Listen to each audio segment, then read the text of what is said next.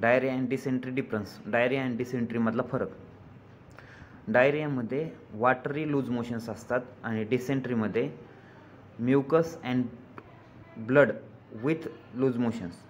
म्हणजे डायरियामध्ये पातळ अशी मोशन असते आणि डिसेंट्रीमध्ये म्युकस आणि ब्लड अशी लूज मोशन असते. डिसेंट्रीमध्ये स्टूल हा म्युकस आणि ब्लड सोबत असतो आणि डायरियामध्ये वाटरी स्टूल असतो. No blood and no mucus in the stool.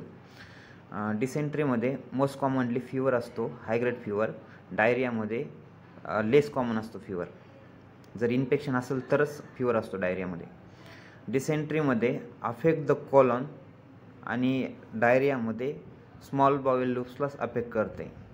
त्यानंतर डिसेंट्रीमध्ये इन्फेक्शन हे अप्पर इपिथेलियम आणि अल्सरेशन आणि लोअर इपिथेलियममध्ये सुद्धा असते आणि डायरियामध्ये फक्त अप्पर इपिथेलियममध्येच इन्फेक्शन असते आणि स्मॉल बाउल लूप्समध्येच. आणि डिसेंट्रीमध्ये कॉलन्समध्ये इन्फेक्शन असते. त्यानंतर डिसेंट्रीमध्ये कंडिशन ही वर्स होऊ शकते आणि डायरियामध्ये फक्त डिहायड्रेशनची रिस्क असते. त्यानंतर आता पहिल्यांदा आपण डायरिया बघणार आहोत. डायरिया म्हणजे काय? Diarrhoea is frequent passing of loose watery stool often caused by infection, food intolerance and digestive disorders. म्हणजे डायरिया म्हणजे काय तर loose motions through watery stool जाणार आहे आणि ते कशामुळं जाणार आहे? ते इन्फेक्शनमुळं, फूड इंटॉलरन्समुळं, डायजेस्टिव्ह डिसऑर्डर्समुळं. पॅथोफिजिओलॉजी काय आहे डायरियाची? तर काय होतं आहे, सिक्रिशन इन्क्रीज होतात, ॲब्झॉर्प्शन डिक्रीज होते, त्यामुळं इंटेस्टाईनमध्ये एक्सेस वाटर राहते आणि त्यामुळं वाटरी स्टूल बाहेर पडते आणि त्यामुळं डिहायड्रेशन होते आणि इलेक्ट्रोलाइट इम्बॅलन्स होतात आपल्या शरीरातले. त्यानंतर कॉजेस काय आहेत? Infection, viral infection, bacterial infection, parasitic infection. त्यानंतर contaminated food, water, food intolerance such as lactulose, glutathione, medications such as antibiotic laxatives, and irritated bowel syndrome, irritated bowel diseases and digestive disorders. Sign and symptoms.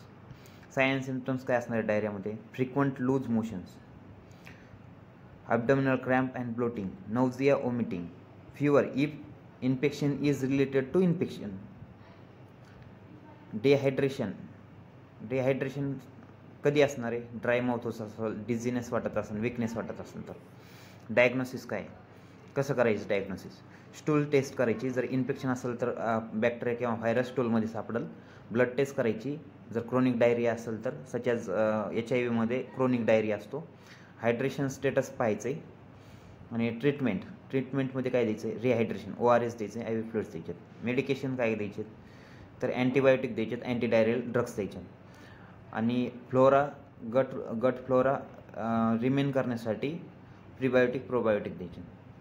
आता त्यानंतर prevent कसं करायचं? Drink clean आणि safe water प्यायचं आहे, wash hand, proper food hygiene. आणि complications काय होऊ शकतात diarrhoea? Dehydration, electrolyte imbalance, malnutrition. त्यानंतर क्रोनिक डायरियाचे कॉजेस काय आहेत? सडन डायरिया कशामुळे होते? फूड पॉयझनिंगमुळं, ट्रॅव्हलर्स डायरियामुळे होते आणि स्टमक फ्लू.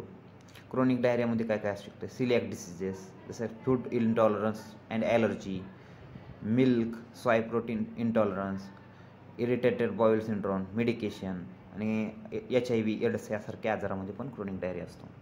आता डिसेंट्रीमध्ये सिम्पटम्स काय काय असणार आहेत?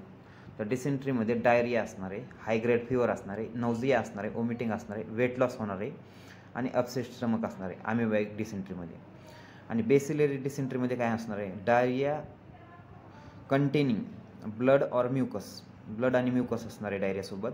हाय ग्रेड फीवर असणार आहे, नौजिया आणि वॉमिटिंग असणार आहे, पेनफुल ॲब्डोमिनल क्रॅम्प्स असणार आहे. त्यानंतर आपण डिसेंट्रीमध्ये कोणतं फूड खायला पाहिजे?